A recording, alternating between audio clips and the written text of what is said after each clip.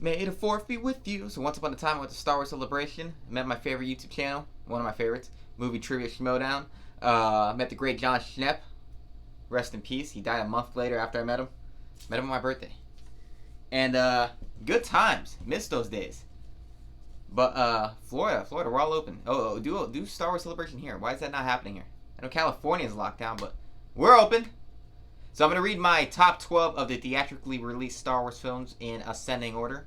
And starting at number 12 is Rise of Skywalker. One of the worst movies ever made. This movie is so ridiculous, and it's so fast-paced. I never thought about movies being really fast-paced. You know, you think about movies when they're slow-paced. That's when you notice them, you're like, oh, this movie drags. This movie is so fast-paced. If you blink, you miss 3 plot points. It's like I went to pee, I came back and Chewbacca died. I was like, what the hell was that? It's so dramatic how many things happen in the span of like a minute in this movie. And it just feels so nonsensical, and it feels like an apology for the previous film. When Luke grabs the lightsaber and he says, a Jedi's sacred weapon. I'm like, oh my god, that's just like a fuck you to Rian Johnson. It's funny. I think it's funny how these movies are all fighting each other. So, terrible movie.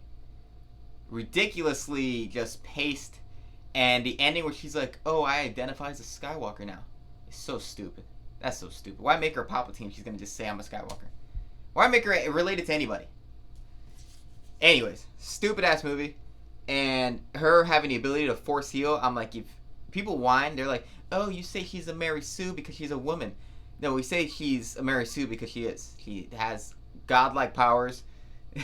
She has the ability to use so many force powers without ever training. She just has them. She can heal things now. Ridiculous. I mean, why did Kylo Ren even die? Why? Anyways, stupid movie. Terrible movie. Speaking of stupid movies, The Clone Wars. That animated movie was an episode of TV, and I don't know why it ever got released. I remember seeing a drive-in theater, big billboard theater outside. From a distance, they're playing that movie, and I didn't know this movie got released. And I was like, oh my god, is that Star Wars animated? And I found out this movie happened, and I watched it, and I was like, I'm amazed. I was amazed I went to theaters. There's almost nothing really to say about it. 0 to hut. Number 10, Last Jedi. I really liked Last Jedi when I first saw it. And it was like the hype of Last Jedi. But over the course of time, I kind of just knocked down pegs. I still don't dislike this movie, really. I'm 50-50 on it. I love all the stuff with Rey and Luke. I think all that stuff is fun and entertaining and interesting. But everything else is just bad. All the stuff with Rose and John Boyega. Feel bad for Kelly Marie Tran because she's just an actress. Not her fault. All that stuff was just like a Saturday morning cartoon. I was like, this is not relevant to the plot. If the point is to teach me that failure happens, Empire did that way better. Holdo is the worst goddamn leader in history. Oh, I'm not going to tell you what the plan is because flyboy and you're impulsive and immature. And I'm like, isn't he doing the right mature thing right now by asking what the fucking plan is so he can help you out? Worst leader ever. Greatest death though. Or suicide. Just bullet through everybody. That was great. But terrible leader. Worst leader in history of Star Wars. Princess Leia doing that fucking witch stuff where she went out to space and then came back. Cool. Too fantasy-ish. Just felt so abnormal. I was like, that looks so out of place in Star Wars to do that. It kind of reminded me of in Phantom Menace when they had super speed like the Flash and then they never had it again. So I did like it. This does have one of the greatest fights in all of Star Wars, and that is that throne room scene where Kylo Ren and Rey tag team. They fight all the I forgot what the hell they're called. The red people. That was a great fight. Snoke getting killed was a great surprise. I don't know if it was good for the story, but it was a shocking surprise, and I was like, whoa, round of applause for having the balls to do that, and then smack in the face for not doing anything with that afterwards. It's like that didn't matter. Number 9, Solo. I would rather watch, in a way, The Last Jedi more, but Solo just doesn't have enough wrong with it. It was kind of just like, it was a passable movie. I watched it. I didn't have any major flaws. There was little flaws like, oh, how do you get your name? Oh, you're alone? Solo. That's just the gayest fucking thing I've ever heard. But it doesn't have any major flaws. I don't really dislike anything too much about it. I didn't like anything too much about it. It was entertaining for what it was, so I was fine with it. So it lands there because even though Last Jedi has higher highs, it definitely has way lower lows, and Solo is just a very middle of the ground thing. Like I watched it, it happened, I enjoyed it, didn't love it, haven't watched it since. Might watch it again someday. Number 8, Attack of the Clones. Kind of like Last Jedi, really high highs, really low lows. Jango Fett is one of my favorite all-time Star Wars characters. The whole fight on Kamino with Obi-Wan and Jango Fett is awesome. I like the space fight. I like Dooku versus Anakin and Obi-Wan in a triple threat match where Anakin just goes like this. He's like, please cut my arm off. I don't know if I like Yoda fighting, but it's still entertaining. The Battle of Geonosis was cool. All the Jedi gathered around that arena thing was great. The assassin going after Padme. I mean, there are so many good things in Attack of the Clones that I think gets overshadowed because people think of the prequels and are like, oh, the bad stuff. Yes, there's horrible CGI. Everything looks fake as hell. But the good stuff is really good and really creative. These movies are really creative, and they get more respect now for that because of how uncreative the sequels were. The sequels were, God, this George Lucas was just like, regret that deal. $4 billion, but your Star Wars gets destroyed. Not destroyed, but, I mean, think about how Disney was on fire with Force Awakens and how it ended with people looking back at the prequels and saying, those guys are better than we thought. So, of course, the negatives of Attack of the Clones, that love story is so bad it's good. Like, it is funny. And I thought it's hysterical to think of Padme sitting with the kid she met when she was 10 on a couch, and they're not having sex or doing anything normal people do. They're debating whether or not they're allowed to date. It's really fun. So that's number 8. 7, The Phantom Menace. Same thing with a lot of prequels. High highs, low lows. You know, Jar Jar, I never hated because I got indoctrinated to his existence as a young boy. But he's there for too long. Like, if he was there for when they landed on Naboo, and then he led them to the Gungans, and then he, out, that would be fine. He should have got killed or something. But he was there he overstayed his welcome too hard. Anakin, I feel bad for the actor. The actor's lost his mind. He's like a criminal now. I saw him in a high-speed chase like 2 years ago, running from the police. He got bullied out of school. But it's funny. Star Wars actors, they get bullied like crazy because the fans are so crazy. But Anakin's just a terrible character. He's obnoxious. He's annoying. Yippee! I don't like him winning the fucking pod race because he has the Force. I just don't understand how that makes any sense. I don't like the fact that he goes and he's destroying the blockade ships out of just luck, and he's trained fighter pilots who can't do shit, and he's the one doing it because he just lands in there. I don't like Anakin at all. The highs, though, Darth Maul, greatest badass fight scene ever. That fight scene is ruined by the fact that they keep cutting back to the Battle of Naboo. With Jar Jar and his nonsense Gungans, even though it's mildly entertaining, they kept going back and forth. And I watched it not too long ago, and I was thinking, this fight is not as good as I remember because this movie is edited like ridiculous. I am watching a great fight, a triple threat handicap match, 2 Jedis against the fucking devil with 2-sided lightsaber, and I'm getting cut back to this far less interesting fight and this space fight that I don't care about. So if they just kept that going straight, would be the greatest fight in Star Wars history. And I don't know that it is because it is so hard to watch, and then you're just like, still, Qui-Gon, great character. Obi-Wan, great character. You never thought when you watch A New Hope and then watch young Obi-Wan that you're going to like him probably more, but I like young Obi-Wan more. And Qui-Gon, great characters. Number 6, Rogue One. Rogue One, not exactly creative. It's kind of like, jerk Star Wars fans off the movie.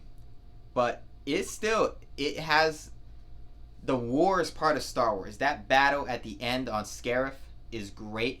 Just knowing that they actually had a war, a literal war, because you've seen dogfights, you've seen these space battles. We don't see enough wars in Star Wars. Battle of Geonosis had a great fight. Hoth had a little war thing, but it's not enough wars. And Rogue One felt like it filled that void a little bit. It had a lot of interesting things in that movie. I didn't care about the second act when they were going to get the hell's the main girl's name? I can't remember. Her dad, fucking Mads Mikkelsen. I didn't care about that whole sequence, but I love the intro to this movie. I love that Ben Mendelsohn is the villain in everything and how good he is at it. I love Darth Vader in this movie. They used him the perfect amount.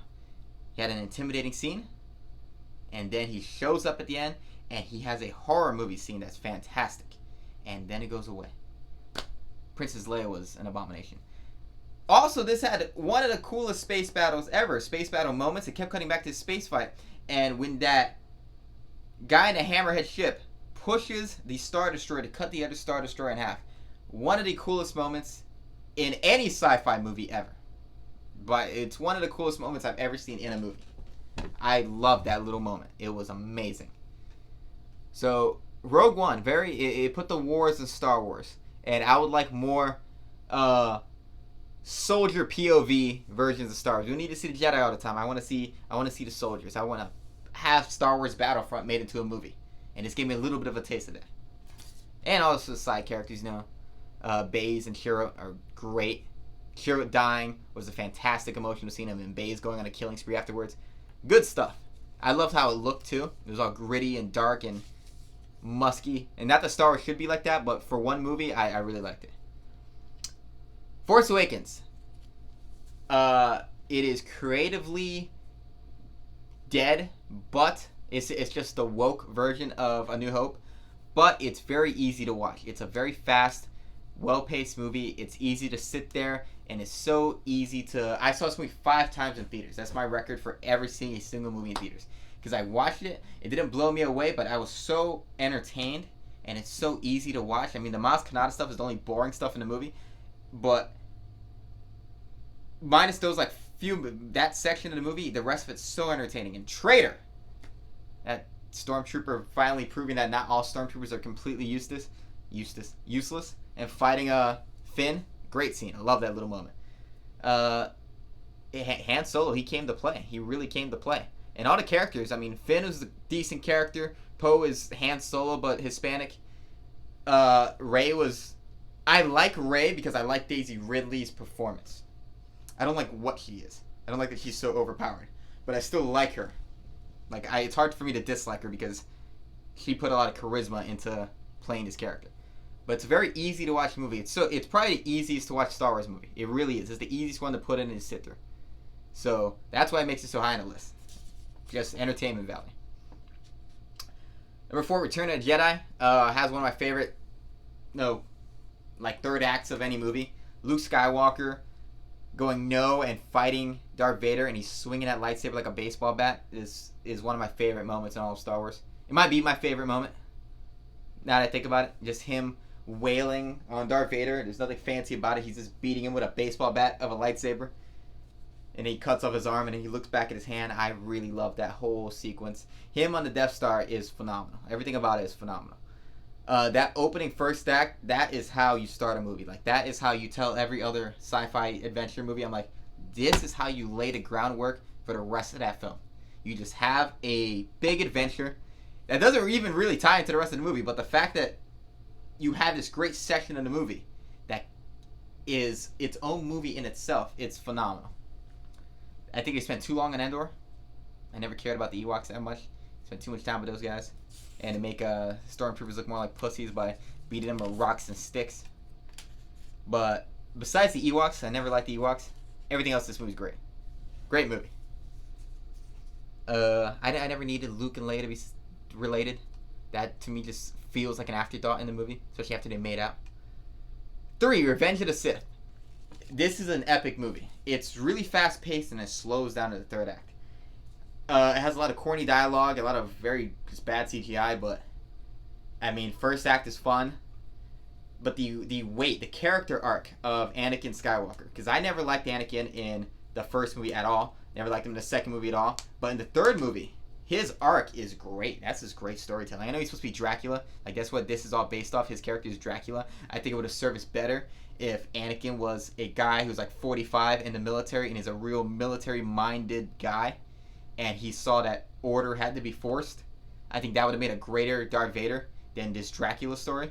But his character arc with him and Palpatine is phenomenal. It's great stuff. That opera scene where they're just sitting down and have this moment where they're just having a conversation about Darth Plagueis the Wise. That is some moving stuff that is easily some of the most memorable conversations I've seen in a movie. Just having that conversation about the ability to save life and create life and stuff like that about the Force and things that the Jedi would never tell you. Phenomenal stuff. Him versus Obi-Wan. A little bit too choreographed, but still an epic fight. That moment, Ewan McGregor showed that he deserves a goddamn nomination for him yelling, "You were the chosen one." That moment was great. And then he's like, "I hate you." And you can see, oh man, great stuff. Him marching up the Jedi Temple with the army behind him. That is a phenomenal, powerful scene. Yoda fighting Sidious is a phenomenal, powerful scene. This movie has a lot of great stuff. And I think that the idea of the prequels just clouds people's minds, and they don't get to see the great moments in Star Wars in the prequels. And I think Revenge of the Sith is filled with great scenes, and I feel like they're filled with some of the most emotionally moving scenes. Anakin's story in this, you might not like Anakin as a character, because I don't like him as a character, but his arc in this is phenomenal stuff. It really is. I keep saying phenomenal. But it's awesome. It is a moving, emotional journey for his character. It's some of the greatest story work of any of the characters in Star Wars. Number 2, A New Hope. I think A New Hope is the quintessential version of an adventure movie. Having just base, have these two characters who exist in all of Star Wars, in R2-D2 and 3CPO. They meet Luke. It's a great, I want to get out of here. Here's my setting. Everything sucks. You get this character establishment of who he is and what he wants. I never thought Luke was the greatest character. I always thought he was a little bit whiny. But he was a character. He wasn't just the audience character. He wasn't just some generic, boring, you exist just so I could have someone to relate to character. I felt like he was a character. He was his own person. And I didn't love him. But I'm like, at least you have a personality. And, which I feel like a lot of adventure movies, they don't. A lot of movies in general, I feel like there's always an audience character that has no personality, and the side characters are way more entertaining. Even though the side characters are way more entertaining still. But Tatooine is a great setup for your universe. Going to the Death Star is such a great transition to something completely different. And it's its own great little adventure of save the princess, freaking Mario, and Zelda stuff. And the dogfight at the end. It's such a great story arc to get from nothing to fighting the greatest battle in the galaxy. You're fighting the greatest death machine of all time. And when you look back at adventure movies, I really think this is one of the best ever, if not the best, just fantasy sci-fi adventure that exists as what it is. So, for A New Hope, and great intro. Talk about great intros. I mean, all of the old trilogy movies, you got Hoth, you got Jabba's palace, and in this one, when you have Darth Vader and his crew invading the Tantive 4. They all have great ways to start their movie. And number 1 is the cliche, boring Empire Strikes Back. It's just, it's... I remember watching this with a crowd at Star Wars Celebration, and everybody was so into it. And it is pretty much a perfect movie. It is hard to beat it. Does that mean it's unbeatable? I don't think it's unbeatable. I think you could beat this movie. I just think they haven't beat this movie. Because you have a great first act, great second act, great third act. You have a hero's journey in Luke Skywalker. He's a very flawed hero, which makes him more compelling. That's why Rey isn't anywhere near as compelling, is because she seems so not flawed. He seems so unbeatable. And Luke he's arrogant, he's impatient, he thinks he can solve every problem, and he gets kicked in the ass for it. He loses his hand, he gets his butt whooped. And it's a great lesson in humility and listening to the wise green Jedi Master. Boba Fett is a great little distracting side character that got way more popular than he ever needed to. I like Jango way better. Darth Vader proved that you don't need... that it's hitting the perfect mark of having a villain that doesn't have a backstory at that time, yet still is a phenomenal villain and a sheer force of terror. And just an overall great movie. There's so little flaws in this movie. Like, if you watch the original cuts of it, I'm sure it's technically flawed. But from a narrative perspective, a character perspective, it is a pretty much perfect movie, and it's really hard to beat. And it's one of the first movies, because when it came out, it wasn't critically loved.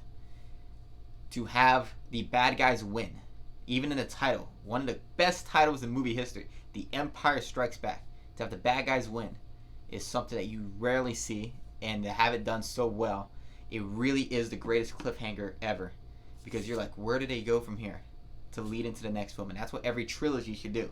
Your previous film should complement your next film. Prequel, sequel, that's how you do a trilogy. Disney, they looked at that trilogy, they tried to duplicate it in a worse way. I'm like, you have to be creative, create your own trilogy, but each film has to complement the next one. That's why your directors need to talk to each other. Don't lie and say they did, because they obviously did. Anyways, that's my order of the 12. What is your order? Subscribe to my channel. Comment them down below, because this is something I love to read.